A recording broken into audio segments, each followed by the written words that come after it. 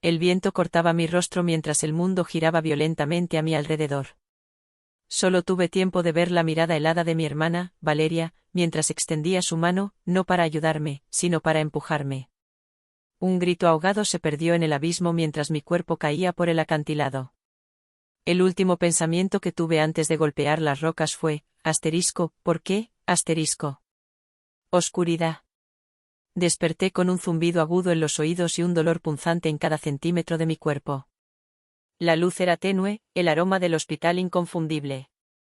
Un hombre de traje impecable se levantó de su silla al verme abrir los ojos. Alto, de porte imponente, con una mirada tan intensa como reconfortante. «¿Estás viva?» «Gracias a Dios», susurró con una mezcla de alivio y asombro. «Soy Elías Navarro, fui yo quien te encontró». No entendía nada. No sabía cuánto tiempo había pasado, ni por qué un hombre que parecía sacado de una portada de revista me hablaba con tanta familiaridad. Con el tiempo supe que Elías era el CEO de Navarro Holdings uno de los hombres más poderosos del país. Y me había salvado por accidente, o por destino, mientras paseaba en su helicóptero privado por aquella zona costera. La policía creyó que había sido un accidente. La joven resbaló mientras caminaba por el borde del acantilado. Valeria lloró en la televisión. Sus lágrimas falsas calaron profundo en mí como veneno. Me enterraron como víctima. Ella se quedó con todo, la casa, las cuentas, las acciones de la empresa familiar. Todo lo que nuestros padres dejaron, para ambas. Pero yo estaba viva. Y eso lo cambiaba todo. Durante semanas, me recuperé en la mansión privada de Elías, lejos de la prensa, del mundo, y de Valeria. Él me ofreció no solo un lugar seguro, sino algo mucho más poderoso, recursos. Información. Contactos. Elías no confiaba en Valeria, de hecho, él y mi padre habían sido socios en el pasado, hasta que Valeria lo expulsó del consejo justo después del funeral. Era evidente, la muerte de nuestros padres no fue casualidad. Ni mi caída. «Vamos a devolvérselo», me dijo una noche mientras brindábamos con vino rojo oscuro como la sangre. «Pero lo haremos con estilo». La venganza se convirtió en una danza silenciosa y elegante. Asumí una nueva identidad, Mariana Ríos. Nadie, ni siquiera Valeria, me reconocería. Mi rostro tenía cicatrices tenues, apenas visibles, pero suficientes para despistar.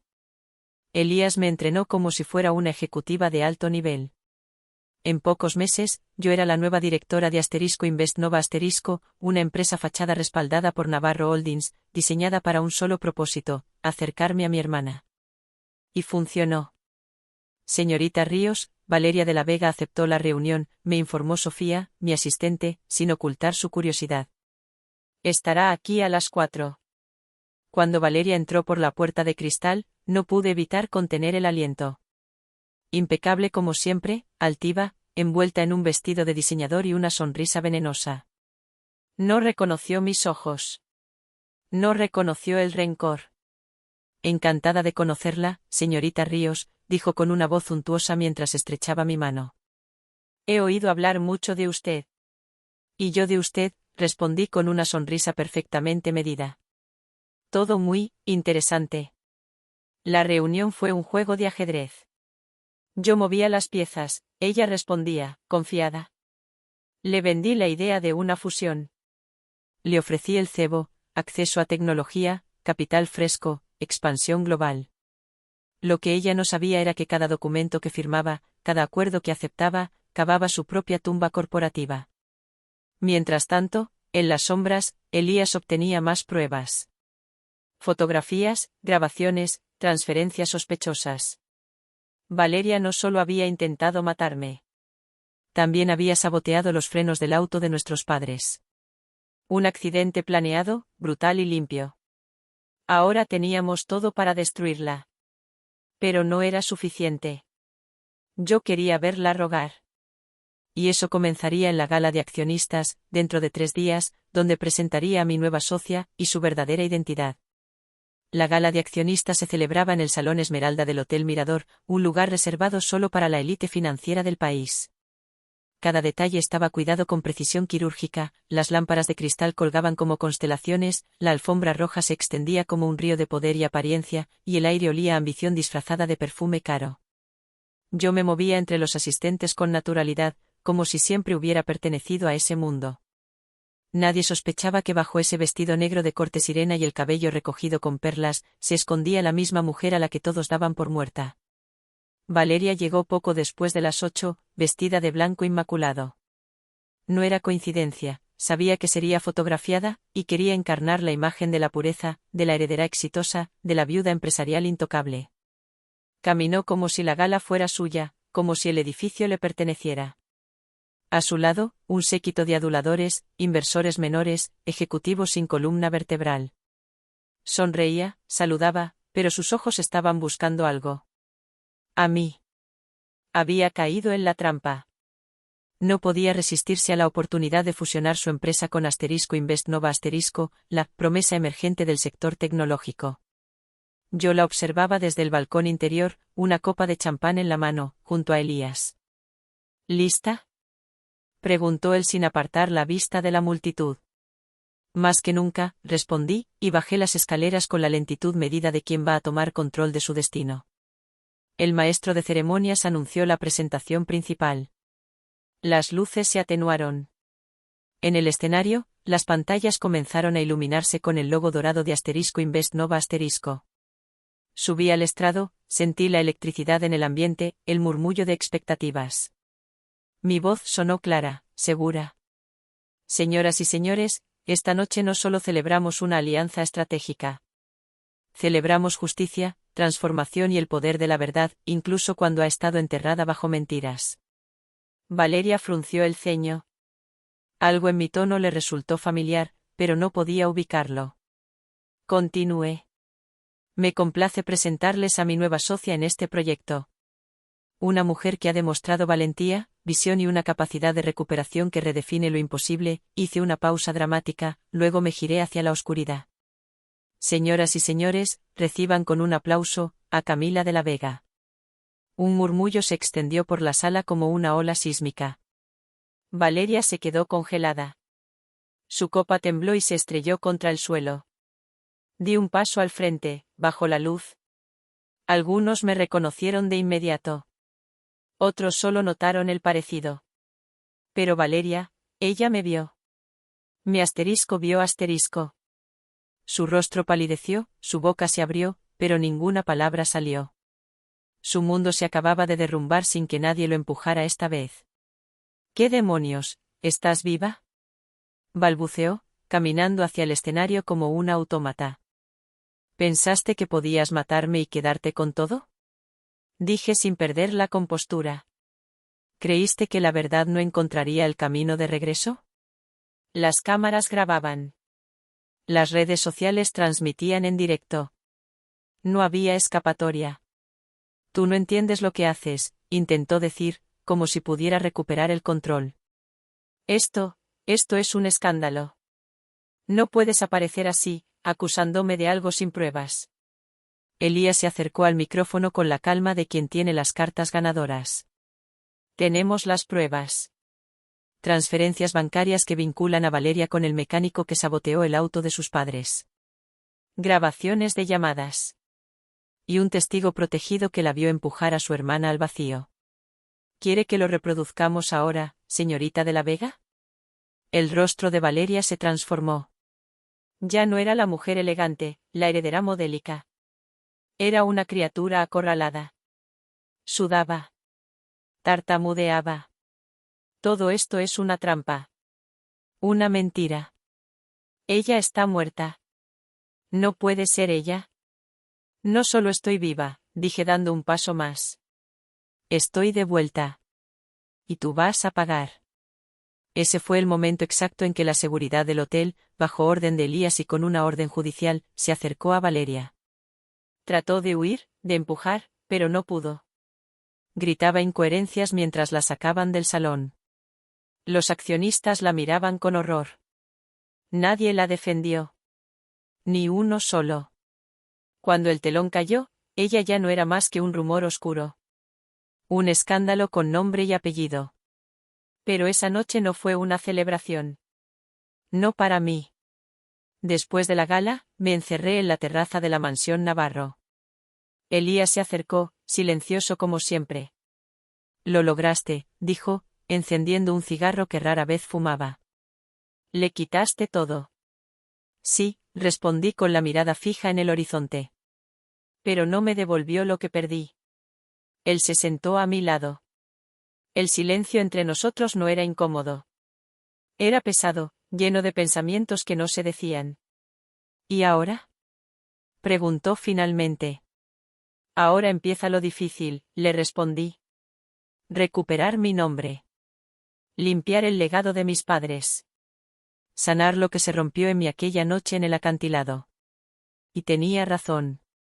Porque tras el escándalo vinieron las entrevistas, los abogados, los procedimientos judiciales. Los medios querían convertirme en una mártir, en un símbolo. Yo no quería nada de eso. Solo quería justicia. Y una vida real. Pero no estaba sola. Elías se convirtió en algo más que un aliado. Más que un salvador. Era mi reflejo en muchas cosas, alguien que había sido traicionado, alguien que sabía lo que costaba reconstruirse desde los escombros. Empezamos a vernos más allá de las reuniones, más allá de los planes de venganza. Una noche, bajo la lluvia, me besó. No hubo fuegos artificiales ni música dramática. Solo la certeza de que, después de tanto dolor, aún podíamos encontrar algo que no fuera odio. Pasaron los meses. Valeria enfrentaba un juicio público y mediático. La empresa que había usurpado fue intervenida. Los empleados la repudiaban. El apellido de la Vega comenzaba a limpiarse, lentamente. Yo regresé a la casa de mi infancia. No como víctima, sino como dueña. Me senté en el despacho de mi padre y acaricié su silla como si su presencia aún estuviera ahí.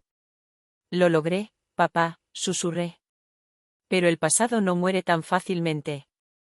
Una mañana, recibí un sobre sin remitente. Dentro, una fotografía. Valeria, en la cárcel, sonriendo. Detrás, una nota escrita a mano, asterisco esto no ha terminado. Nunca termina, asterisco. Me. Elías analizó la imagen. Descubrió que fue tomada semanas atrás. Valeria tenía contacto con alguien del exterior.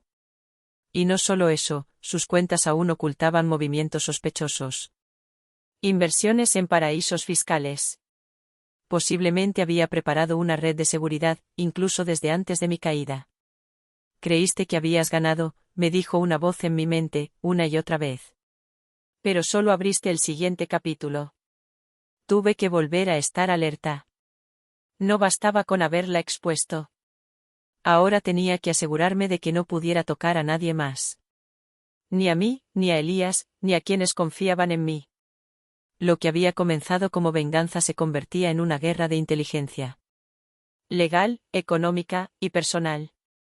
Uno a uno, los aliados de Valeria empezaron a aparecer. Personas que habían guardado silencio por conveniencia, o por miedo. Comprados, chantajeados. Pero había alguien más. Alguien que la financiaba. Una figura en las sombras. Y tenía un nombre, Lorenzo Bracamonte. Elías maldijo en voz baja al escuchar ese apellido. Bracamonte fue rival de tu padre durante décadas, explicó. Perdió millones cuando tu papá ganó aquella licitación en Marruecos. Juró vengarse. Nadie le creyó. Hasta, ahora.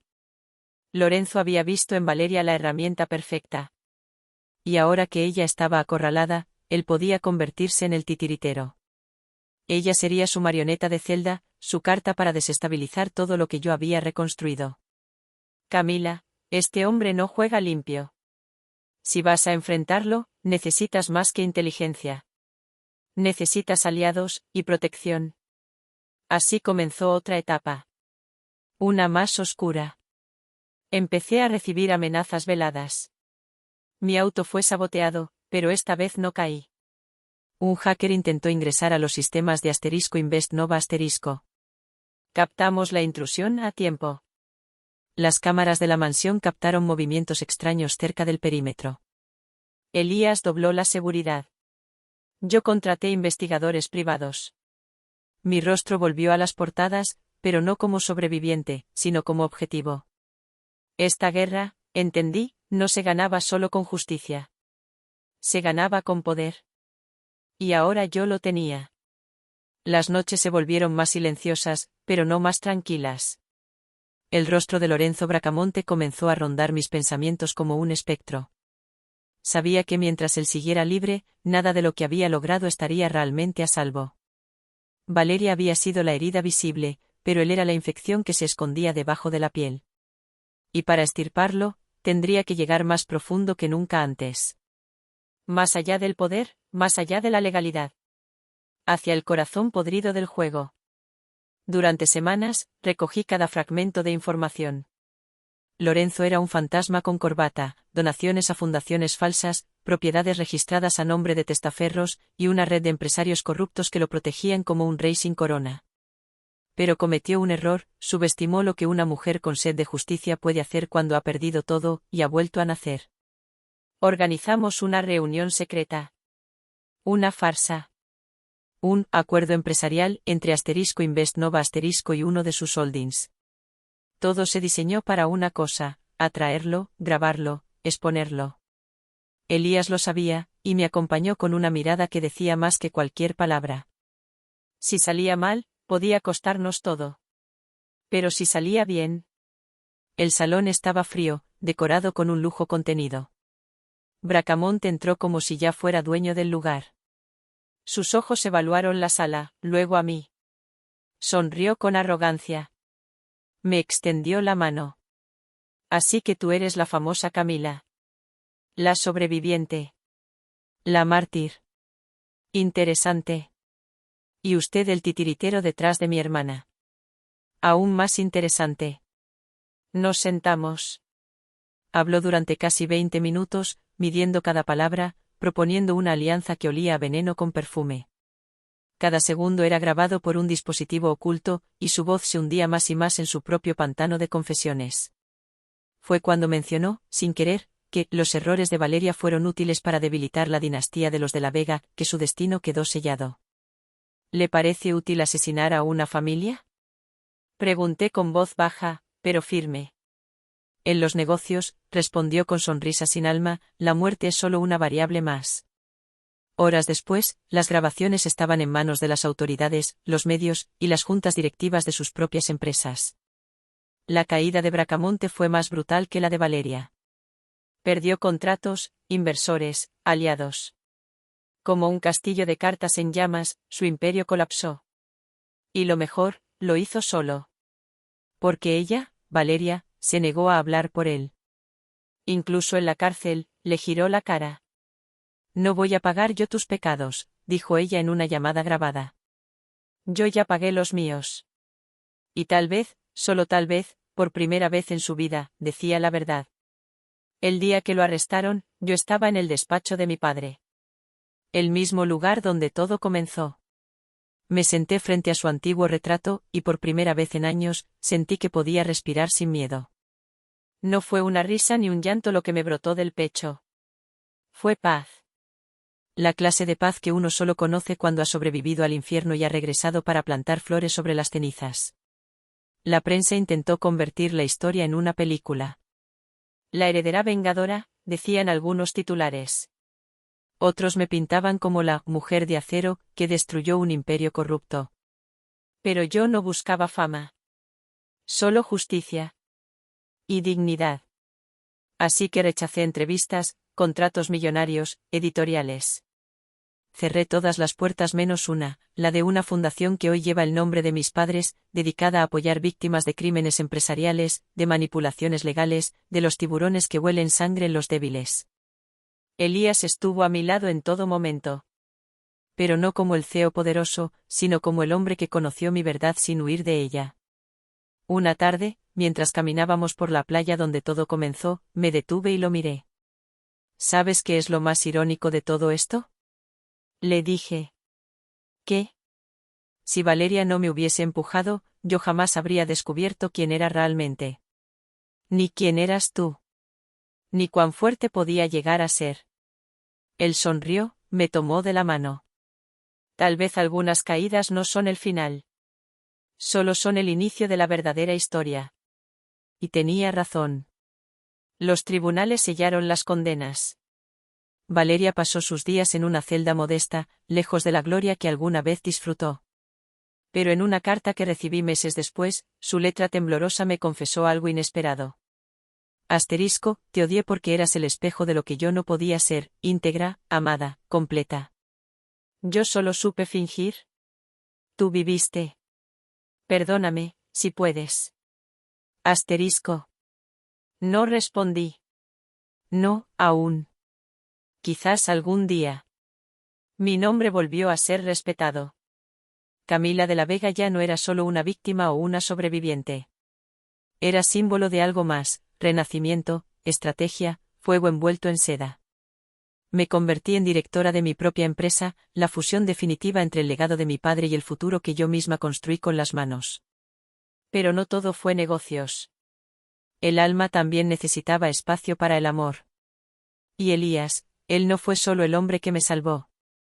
Fue el hombre que esperó, que luchó conmigo, que no huyó cuando me vio rota. Una noche, bajo el cielo estrellado, sin cámaras, sin trajes ni máscaras, me propuso caminar juntos el resto del camino.